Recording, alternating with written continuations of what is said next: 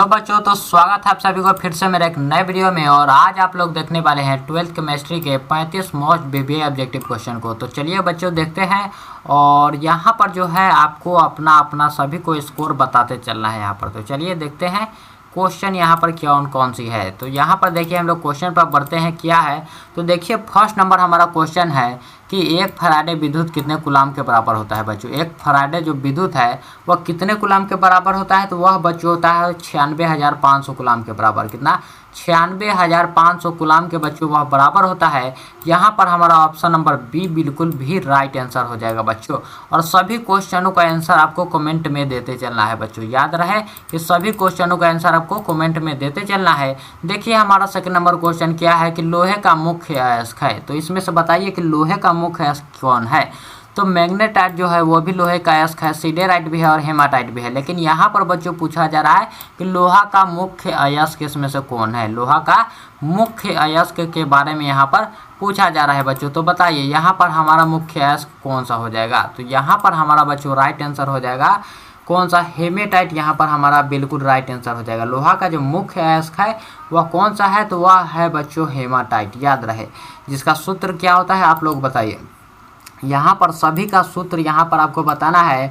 यहाँ पर देखिए क्या है मैग्नेटाइट। मैग्नेटाइट का सूत्र क्या होता है बच्चों? Fe3O4। क्या होता है? Fe3O4 होता है बच्चों। याद रहे Fe3O4 इसका होगा। सिडेराइट का यहाँ पर अगर आपसे पूछा जाए कि सिडेराइट का क्या होता है तो FeCO3 होता है बच्चों। FeCO3। चलिए अगले नंबर क्वेश्चन को देखेंगे। उससे पहले यहाँ पर हम लोग सूत्र को देख लेते हैं। CO3 यहाँ पर हो जाएगा। थोड़ा सा लिखने में प्रॉब्लम हो रहा है लेकिन फिर भी आप समझ लीजिए। यहाँ पर हेमाटाइट पूछा जा रहा है तो हेमा का होता है हेमाटाइट का Fe2O3 बच्चों। क्या? Fe2O3 यहाँ पर होता है। देखिए चलिए अब बढ़ते हैं अब हम लोग अगले नंबर क्वेश्चन पर। अगला नंबर यहाँ पर क्वेश्चन देखिए क्या है कि अल्कोहल बनाने में एल्केन के एक हाइड्रोजन को किस ग्रुप द्वारा प्रतिस्थापित किया जाता है बच्चों। तो अल्कोहल जो है अल्कोहल बनाने में यहाँ पर एल्केन के जो है एक हाइड्रोजन को किस ग्रुप द्वारा प्रतिस्थापित किया जाता है। तो यहाँ पर जो है हाइड्रोक्सिल ग्रुप द्वारा प्रतिस्थापित किया जाता है बच्चों। किस ग्रुप द्वारा? तो हाइड्रोक्सिल ग्रुप यहाँ पर राइट आंसर हो जाएगा। जो कि हमारा कहाँ है आंसर? तो ऑप्शन नंबर ए में है बच्चों। ऑप्शन नंबर ए में हमारा राइट आंसर है। और देखते हैं अगला नंबर हमारा क्वेश्चन क्या है। तो देखिए यहाँ पर कि संक्रमण तत्वों को और भी किस नाम से जाना जाता है बच्चों। संक्रमण तत्व जो है हम लोग डी ब्लॉक के तत्वों को कहते हैं बच्चों। किस तत्वों को? तो डी ब्लॉक के तत्वों को हम लोग कहते हैं। यहाँ पर देखिए यहाँ पर हमारा हो जाएगा यहाँ ऑप्शन नंबर सी यहाँ पर हो जाएगा बच्चों। ऑप्शन नंबर सी याद रखिएगा। जिसे ही हम लोग कहते हैं संक्रमण तत्वों के भी नाम से जानते हैं। चलिए अगले नंबर क्वेश्चन पर कि अगला नंबर हमारा क्वेश्चन क्या है। देखिए कि कार्बोहाइड्रेट जो जल में जलांशित होकर 3 से लेकर 10 मोनोसैकेराइड प्रदान करता है उसे हम लोग क्या कहते हैं बच्चों। कार्बोहाइड्रेट जो है वह जलांशित होकर 3 से 10 मोनोसैकेराइड निर्माण करता है तो उस इकाई को हम लोग कहते क्या है, यही हमसे पूछा जा रहा है। तो बच्चों यहाँ पर देखिए यहाँ पर क्या हो जाएगा, सभी चीज़ों को समझिए कि मोनोसैकेराइड जो होता है मोनोसैकेराइड वह जल में अपघटित होता ही नहीं है बच्चों, याद रखिएगा। और जो डाइसैकेराइड है बच्चों यहाँ पर वह जल में अपघटन होने पर 2 मोनोसैकेराइड का निर्माण करता है। कितने? तो 2 यहाँ पर हो जाएगा 2 मोनोसैकेराइड का निर्माण करता है। और यहाँ पर देखिए ओलिगो मोनोसैकेराइड यही है जो 10 मोनोसैकेराइड का निर्माण करता है बच्चों। कितना? तो 10 मोनोसैकेराइड का यहाँ पर निर्माण करता है। यहाँ पर हमारा आंसर क्या हो जाएगा? ओलिगोसैकेराइड यहाँ पर हमारा राइट आंसर हो जाएगा बच्चों। और यह जो है यह बच्चों 10 से कम मोनोसैकेराइड का निर्माण करता है। देखते हैं अगले नंबर क्वेश्चन को। अगला नंबर क्वेश्चन हमारा देखिए यहाँ पर क्या है कि ब्यूना एन तथा ब्यूना एस है एक। ब्यूना एन तथा ब्यूना एस जो है वह क्या है बच्चों। तो ब्यूना एन तथा ब्यूना एस जो है यह एक प्रकार का बच्चों प्राकृतिक रबर है, संश्लेषित रबर है या फिर लेप्टेक्स रबर है या फिर पॉलीथीन है। बताइए आप लोग यहाँ पर आपको आंसर देना है कि इसका आंसर यहाँ पर क्या हो जाएगा बच्चों। तो यहाँ पर जो हमारा आंसर हो जाएगा संश्लेषित रबर हो जाएगा बच्चों। कौन सा? संश्लेषित रबर यहाँ पर हमारा हो जाएगा। चलिए अगले नंबर क्वेश्चन को देखते हैं। अगला नंबर और यहाँ पर थोड़ा सा जान लीजिए कि एस जो है ब्यूना एस का उपयोग बच्चों टायर बनाने में होता है। याद रखिएगा इसका जो उपयोग है यह टायर बनाने में इसका उपयोग किया जाता है। और ब्यूना एन जो है ब्यूना एन का उपयोग तेल के टैंक के स्तर के लिए उपयोग किया जाता है। देखते हैं अगला नंबर क्वेश्चन को। अगला नंबर बच्चों यहाँ पर देखिए कि पेट में अगर किसी भी व्यक्ति के पेट में अम्ल जो है अत्यधिक अम्ल बनने लगे तो उसे कैसे रोका जा सकता है। अगर अम्लीयता हो जाए, उसके पेट में अम्ल ज़्यादा बनने लगे, तो उसे रोकने के लिए हम लोग प्रतिजैविक या फिर प्रति अम्ल या फिर पीराहार या फिर ज्वरनाशी का उपयोग करते हैं। बताइए यहाँ पर किसका उपयोग करते हैं, तो वह हम लोग उपयोग करते हैं किस दवा का, तो प्रति अम्ल दवा का उपयोग करते हैं बच्चों। किसका, प्रति अम्ल, जिसे हम लोग इंग्लिश में एंटासिड के नाम से जानते हैं, एंटासिड के नाम से जानते हैं। चलिए अगले नंबर क्वेश्चन को देखते हैं। अगला नंबर हमारा बच्चों क्या है आंसर, और यहाँ पर देखिए थोड़ा सा इसके बारे में और मैं चाहता हूँ आपको एक्सप्लेन कर दूँ। यहाँ पर देखिए कि जो प्रति अम्ल है यह तो हमारे अम्लीयता को कम करता है, और यहाँ पर जो पीराहारी है, पीराहारी या फिर यहाँ पर एनाल्जेसिक भी आपको इंग्लिश में लिखा मिल सकता है, क्योंकि 12th जो है 12th में आपको इंग्लिश भी मतलब कभी कभी इंग्लिश हिंदी में ही लिखा होगा, लेकिन यहाँ पर एनाल्जेसिक लिखा हो सकता है। इसका उपयोग जो है बच्चों वह दर्द निवारण के लिए किया जाता है। किसके लिए,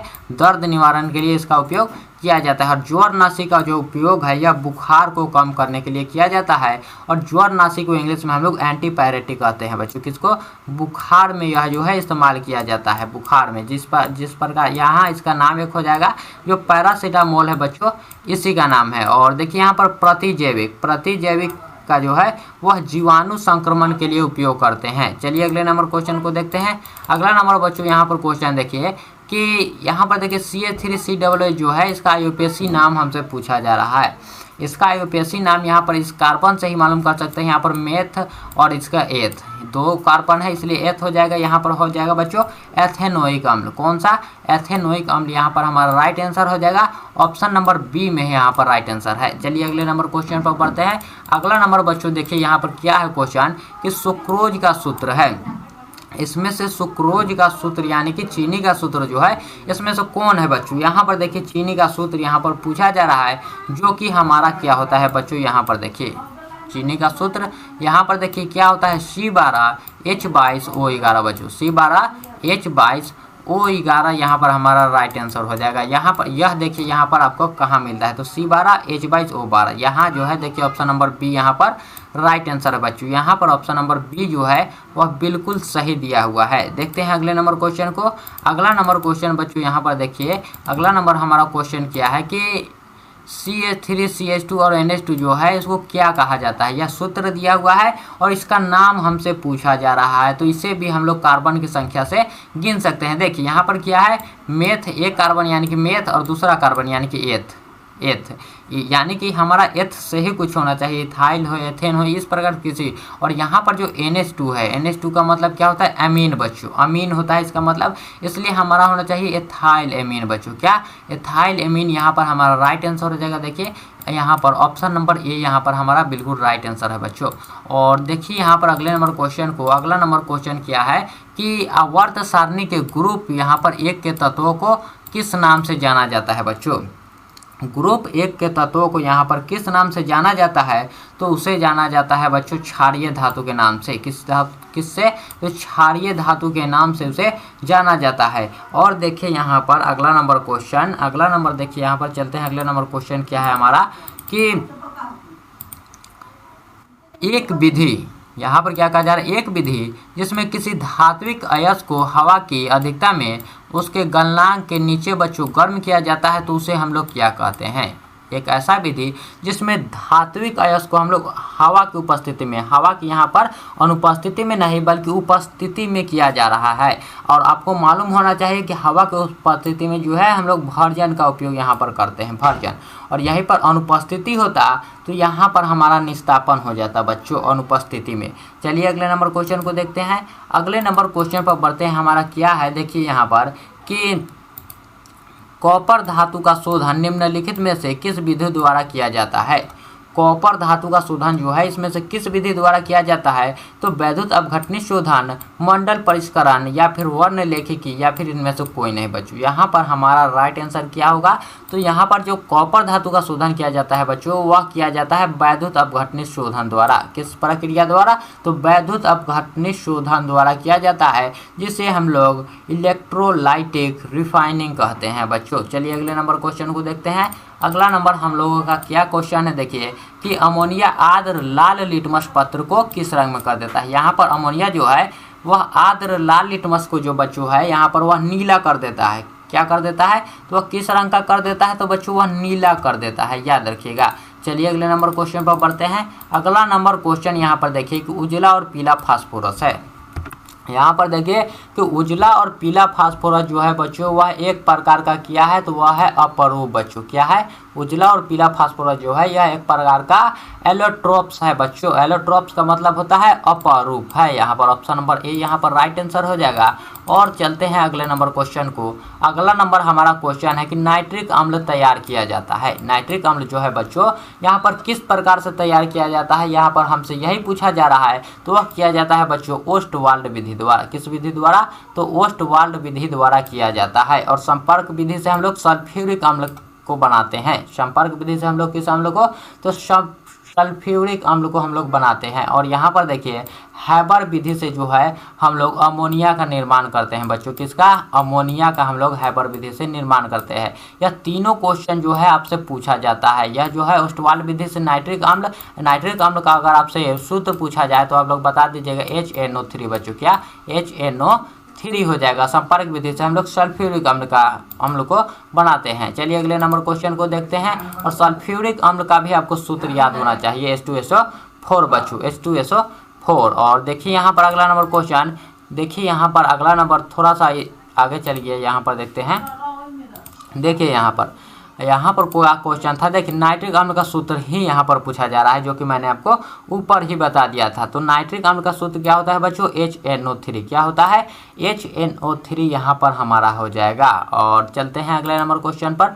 अगला नंबर क्वेश्चन देखिए यहाँ पर क्या है कि K4Fe6 में Fe का ऑक्सीकरण संख्या यहाँ पर पूछा जा रहा है। और ऑक्सीकरण संख्या आपको निकालना मैंने बहुत पहले ही आपको सिखा दिया है। देखिए यहाँ पर किस प्रकार से K4 है, K के साथ जो होता है वह +1 चार्ज होता है। यहाँ पर 1 गुने यहाँ पर 4 हो जाएगा बच्चों, 1 गुना 4 यहाँ पर हो जाएगा। ऑक्सीकरण यहाँ पर निकालेंगे तो हम लोग यहाँ पर प्लस करेंगे। Fe है, Fe का निकालना ही है, इसके लिए हम लोग यहाँ पर X लिख लेंगे Fe को। और Cn है यहाँ पर, देखिए बच्चों Cn का हमारा क्या होता है बच्चों, -1। कितना होता है, -1 होता है। और यहाँ पर देखिए कि CN6, इसलिए यहाँ पर हम लोग गुना करेंगे किस में, यहाँ पर 6 है, यहाँ पर याद रखिएगा 6, यहाँ पर 6 और बराबर में हम लोग यहाँ पर 0 लिखेंगे, बराबर में 0। तो 1 गुना जब 4 होगा, यहाँ पर देखिए 1 गुना 4, तो यहाँ पर 4 और x, यहाँ पर देखिए x, और यहाँ पर 1 गुना -1 हो जाएगा, यहाँ पर 6 गुना, तो -6 हो जाएगा बच्चों। और बराबर में यहाँ पर हम लोग 0 लिखेंगे। और माइनस है पहले, इसलिए हम लोग 6 को यहाँ पर 4 से यहाँ पर घटा देंगे बच्चों, 4 से घटा देंगे तो हमारा आ जाएगा x - 2 बच्चों। कितना आ जाएगा, x - 2 और बराबर 0। और 2 को हम लोग जब इस पार लाएंगे बराबर के, तो x बराबर हमारा 2 हो जाएगा, क्योंकि माइनस जो है इस साइड आकर वह प्लस में हो जाएगा। और सीधा सीधा हम लोग नहीं लिखेंगे, यहाँ पर हमको प्लस भी यहाँ पर लिखना होगा, ये भी याद रहे आपको। तो यहाँ पर हमारा राइट आंसर क्या हो जाएगा बच्चों, +2 यहाँ पर हमारा राइट आंसर हो जाएगा, याद रखिएगा। इसी प्रकार से आपको निकालना है, ताकि निकालने से यह फायदा होता है कि आपका क्वेश्चन गलत नहीं होगा बच्चों। याद रहे कि आपका क्वेश्चन जो है वह गलत नहीं होगा। यहाँ पर देखिए कि K4Fe6 जो है वह एक प्रकार का क्या है, K4Fe6 जो है वह एक प्रकार का बच्चों क्या है, तो यहाँ पर देखिए वह जो है यह उप सहसंयोजक यौगिक बच्चों। क्या है, उप सहसंयोजक यौगिक है, यहाँ पर याद रखिएगा। चलिए अगले नंबर क्वेश्चन पर, कि अगला नंबर क्वेश्चन हमारा क्या है, देखिए कि PCl3 जो है वह एक है। PCl3 जो है वह क्या है बच्चों, तो यह ऑक्सीकारक एवं अवकारक दोनों की तरह ही यह व्यवहार करता है बच्चों, याद रखिए। क्या, तो यह ऑक्सीकारक और अवकारक दोनों की तरह ही व्यवहार करता है, इसलिए हमारा ऑप्शन नंबर यहाँ पर सी जो है यहाँ पर राइट आंसर हो जाएगा। और देखते हैं अगला नंबर क्वेश्चन यहाँ पर क्या है, देखिए कि Na3 में N का संकरण है बच्चों। Na3 में N का संकरण क्या होगा, तो वह हो जाएगा sp3 बच्चों। कितना हो जाएगा, sp3 हो जाएगा। क्योंकि यहाँ पर देखिए, यहाँ पर आपको इससे निकालने आना चाहिए, आराम से आप चाहे तो इसका निकाल सकते हैं। यहाँ पर हो जाएगा कितना, H, यहाँ पर देखिए H यहाँ पर हो जाएगा, H हो जाएगा। और ऊपर में आपको यह मालूम होना चाहिए क्या होता है। इस प्रकार से सभी चीज़ों को मैंने यहाँ पर आपको एक्सप्लेन कर दिया है, सभी चीज़ों को आप जो है वहाँ पर आप देख सकते हैं। और इसका जब आप निकालेंगे तो क्या होगा, यहाँ पर sp3 ही आपको आएगा। चलिए अगले नंबर क्वेश्चन को देखेंगे। अगला नंबर क्वेश्चन यहाँ पर देखिए क्या है कि वोलियम में H2SO4 के साथ कौन सा अवयव उपस्थित है, कौन सा अवयव जो उपस्थित है। यहाँ पर देखिए वोलियम का सूत्र क्या होता है बच्चों, वोलियम का सूत्र जो है वह क्या होता है यह आपको मालूम होना चाहिए। वह होता है बच्चों H2SO7 यहाँ पर होता है। देखिए यहाँ पर मैं आपको लिख रहा हूँ H2SO7 होता है बच्चों। यहाँ पर यह है, यहाँ पर यह है, और देखिए H2SO4 यहाँ पर दिया हुआ है H2SO4। इसके साथ जो पूछा जा रहा है कि यह क्या होता है H2SO4। तो इसको यहाँ पर देखिए, इसको हमें इस प्रकार से बनाना है। इसको सल्फ्यूरिक अम्ल को हम लोगों को वोलियम की तरह बनाना है। तो किस प्रकार बनाएंगे, H2 तो है यहाँ पर, लेकिन S2 नहीं है। S यहाँ पर 1 है, यहाँ पर देखिए यह जो 1 है यहाँ पर 2 है, और यहाँ पर O जो है ऑक्सीजन 7 है, यहाँ पर 4 है। तो जब हम लोग इसमें 3 जोड़ेंगे, यहाँ पर 4 3 जोड़ेंगे तो हमारा 7 हो जाएगा। और S में यहाँ पर हम लोग जब एक और S जोड़ेंगे, यहाँ पर S एक और जोड़ेंगे तो हमारा आंसर आ जाएगा। तो देखिए यहाँ पर किस प्रकार लिखेंगे, यहाँ पर हमको S एक जोड़ने की आवश्यकता है, और यहाँ पर O जो है हमको 3 जोड़ने की आवश्यकता है। तो SO3 हमारा बच रहा है, यही हमारा राइट आंसर हो जाएगा। SO3 यहाँ पर हमारा राइट आंसर हो जाएगा बच्चों। यहाँ पर जो ऑप्शन नंबर यहाँ पर बी है यही हमारा राइट आंसर हो जाएगा। चलिए अगले नंबर क्वेश्चन को देखते हैं। अगला नंबर यहाँ पर देखिए क्वेश्चन क्या है कि निम्नलिखित में से कौन सी गैस जो है वह जल पर एकत्र नहीं की जा सकती है। किसे हम लोग जल पर एकत्र नहीं कर सकते हैं, तो वह हमारा क्या हो जाएगा SO2 गैस। यहाँ पर हो जाएगा SO2 सल्फर डाइऑक्साइड जो है यहाँ पर हमारा राइट आंसर हो जाएगा। देखते हैं अगले नंबर क्वेश्चन को। अगला नंबर हमारा यहाँ पर क्वेश्चन क्या है, चलिए उसे भी देखते हैं। देखिए यहाँ पर अगला नंबर क्वेश्चन कि निम्नलिखित में से कौन सी गैस जो है एकल परमाणविक है। एकल परमाणविक कौन सी इसमें से गैस है, तो वह है बच्चों हीलियम। यहाँ पर ऑप्शन थोड़ा सा ऊपर चला गया है, लेकिन अगले वीडियो से इसे सुधार लिया जाएगा। यहाँ पर आंसर क्या हो जाएगा बच्चों, हीलियम यहाँ पर हमारा राइट आंसर हो जाएगा। देखते हैं अगले नंबर क्वेश्चन को। अगला नंबर यहाँ पर क्वेश्चन क्या है कि हाइड्रोजन और ऑक्सीजन है बच्चों। तो हाइड्रोजन और ऑक्सीजन क्या है, तो वह एक प्रकार का अधातु है बच्चों। क्या है, अधातु है, नॉन मेटेलिक। यहाँ पर आंसर हमारा हो जाएगा बच्चों। देखते हैं अगला नंबर क्वेश्चन को। अगला नंबर हमारा क्वेश्चन क्या कह रहा है कि पॉलीथीन एक बहुलक है। पॉलीथीन जो है वह किसका बहुलक है यहाँ पर पूछा जा रहा है, तो वह है इथिन का। बहुत सारे इथिन जो है वह मिलकर पॉलीथीन का निर्माण करते हैं, याद रखिएगा। यहाँ पर ऑप्शन नंबर बी यहाँ पर आपका राइट आंसर हो जाएगा। और देखते हैं अगले नंबर क्वेश्चन को। अगला नंबर क्वेश्चन क्या है कि ज्वर को कम करने के लिए किस दवा का उपयोग किया जाता है, यह हमसे पूछा जा रहा है। और मैंने आपको सभी दवा के बारे में बताया था कि ज्वरनाशी जो है, ज्वरनाशी यह ज्वर को कम करने के लिए यानी कि बुखार के लिए उपयोग किया जाता है। और पीराहारी जो है, पीराहारी यह दर्द निवारण के लिए होता है। और प्रति अम्ल जो है वह पेट की अम्लीयता को खत्म करने के लिए होता है बच्चों। देखिए अगले नंबर क्वेश्चन को देखते हैं। अगला नंबर हमारा देखिए क्वेश्चन क्या है कि अल्कोहल का क्रियाशील मूलक है। अल्कोहल का यहाँ पर क्रियाशील मूलक यहाँ पर क्या है बच्चों, तो वह हो जाएगा OH, बॉन्ड OH यहाँ पर अल्कोहल का क्रियाशील मूलक है। और यहाँ पर यह पूछे बॉन्ड COOH जो है, बॉन्ड COOH यह कार्बोक्सिलिक अम्ल होता है बच्चों। क्या, कार्बोक्सिलिक अम्ल। और यह हमारा बच्चों एल्डिहाइड होता है। क्या होता है, एल्डिहाइड। और यह जो है बच्चों हमारा कीटोन है, यह हमारा कीटोन है, याद रहे। सभी चीज़ों को हमको समझना इसलिए है ताकि आपको एक भी प्रॉब्लम ना हो। यहाँ पर देखिए हीलियम का सूत्र होता है, तो हीलियम का सूत्र बच्चों होता है HI नहीं बल्कि HE होता है। यहाँ पर देखिए ऑप्शन नंबर ए में दिया हुआ है। देखते हैं अगले नंबर क्वेश्चन को।